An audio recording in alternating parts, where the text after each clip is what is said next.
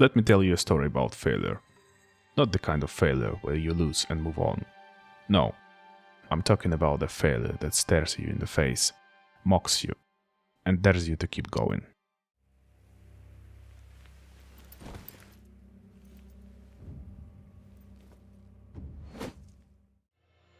That's what Sekiro Shadows Die Twice is. It's a game that strives on failure, and yet, somehow, it turns every defeat into progress. Failure. That word alone stirs something in all of us. Frustration, embarrassment, maybe even fear. We're conditioned to think of failure as a dead end, something to be avoided at all costs. But Sekiro taught us something different. Failure isn't the end, it's the beginning.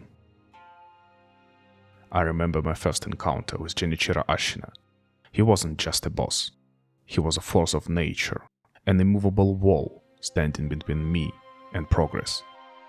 I had faced tough bosses in other From Software games before, so I thought I knew what I was getting into. I was used to playing defensively, keeping my distance, and waiting for the perfect moment to strike. I tried to dodge, to play defensively, to outlast him like I would in Dark Souls, and every single time he tore me apart.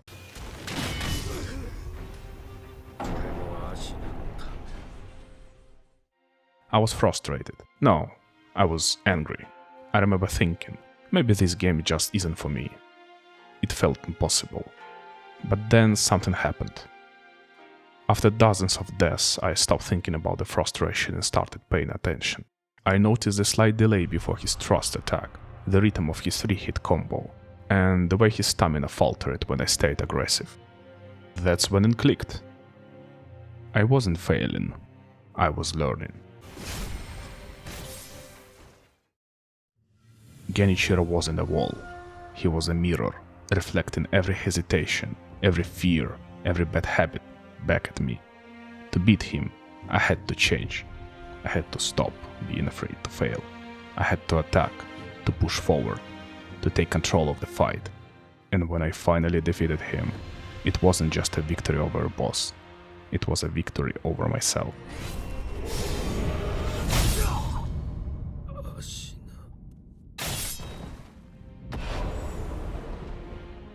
That's the magic of Sekiro. It transforms failure into progress. It's not just a game, it's a lesson. One that stays with you forever.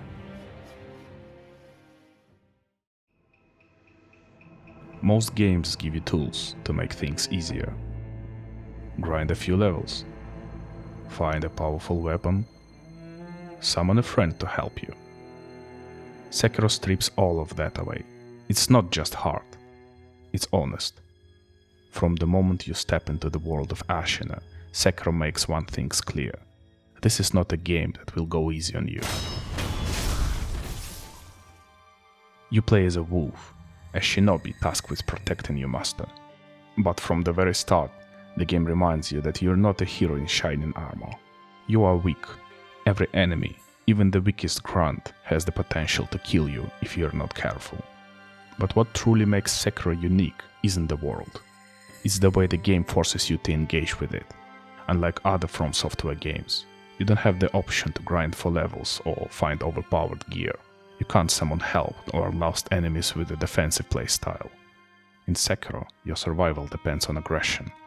The posture system rewards you for staying on the offensive, parrying attacks, and breaking your opponent's stance.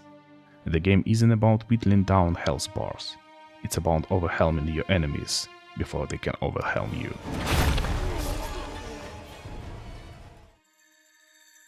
This aggressive playstyle is more than just a mechanic, it's a mindset. In Sekiro, hesitation isn't just dangerous, it's deadly. The game forces you to unlearn old habits and embrace a new way of thinking. It's not about waiting for the perfect moment, it's about creating it. Some bosses in Sekiro feel like an impossible challenge at first. Lady Butterfly, the Guardian Ape, Genichiro Ashina, and especially the final boss. They all have one thing in common. They demand mastery. When I first faced Lady Butterfly, I couldn't even survive her opening phase. I tried dodging, running, and playing it safe, but nothing worked. I died over and over again. But with every defeat, I learned something new. I started to recognize the slight pause before her sweeping attack, the safe moment to heal, and the importance of staying aggressive to maintain pressure. This process of learning through failure is called iterative learning, and it's the foundation of Sekiro's design. Every time you die, you're given an opportunity to analyze your mistakes, adapt your strategy, and try again. It's not about beating the boss on your first attempt, it's about improving with every attempt. This process is incredibly satisfying because it taps into how our brain works. When you finally succeeded after a long struggle, your brain released dopamine, and the chemical responsible for feelings of pleasure and reward. But here is the key. Research shows that dopamine hits us stronger when the reward is tied to effort and persistence. That's why beating a boss in Sekiro feels so much meaningful than, say, getting a random drop in a loot-based game. You work for it, you earn it, and your brain rewards you for that effort. After beating Lady Butterfly and Genichiro, I suddenly realized something. They were not just testing my reflexes, they were testing my mindset. I had to stop playing like prey and start playing like a predator. I stopped dodging and started parrying. I stopped retreating and started pushing forward. I stayed close, forced them to react to me, and took control of the fights. And when I finally defeated them, it wasn't just a victory, it was a transformation. I had to let go of my fear of failure and embrace the fight.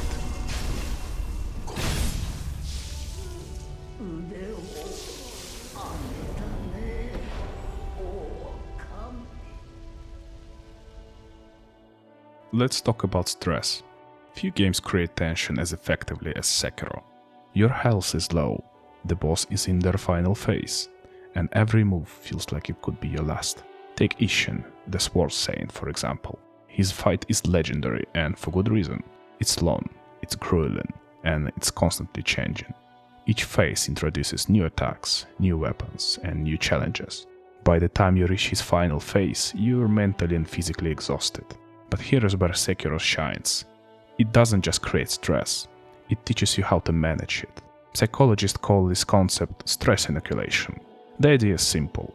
By exposing yourself to manageable levels of stress, you train your brain to stay calm under pressure. It's the same principle used in military training, where soldiers are exposed to high-stress scenarios to prepare them for real combat. Controlled stress, as discussed by Dr. Kelly McGonigal in the Upside of Stress book, shows that when we view stress as a challenge rather than a threat, it rewires our response to pressure. This is echoed in studies showing how games like Sekiro provide manageable stressors, teaching players to focus and adapt under pressure. Over time, this rewires the brain to handle real-life challenges with the same calm determination. In Sekiro, every boss fight is a form of stress inoculation. At first, the pressure feels overwhelming. Your heart races, your palms sweat, and you might screams at you to give up. But as you keep trying, something changes. The stress becomes familiar. You start to recognize patterns, break the problem into manageable pieces, and focus on one task at hand. In Ishin's fight, that's exactly what happens. You stop seeing his attacks as overwhelming and start seeing them as a puzzle to solve. Each phase becomes a series of challenges to break down, one step at a time. When you finally defeat him, it isn't just a physical victory. It's a mental one. You had learned to stay calm in the face of chaos, to embrace the stress instead of running from it, and that's a skill that extends far beyond the game.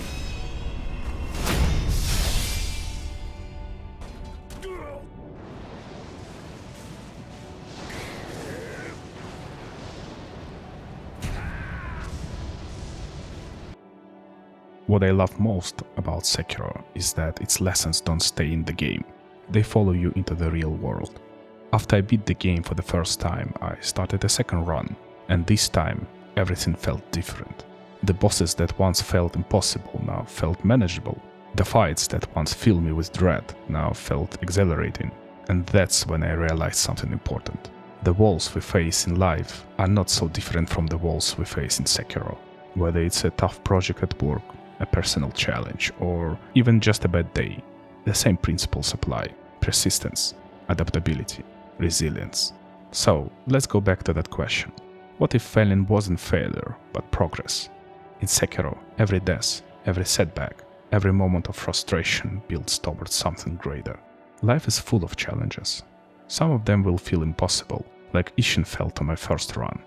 But if Sekiro has taught me anything, it's this.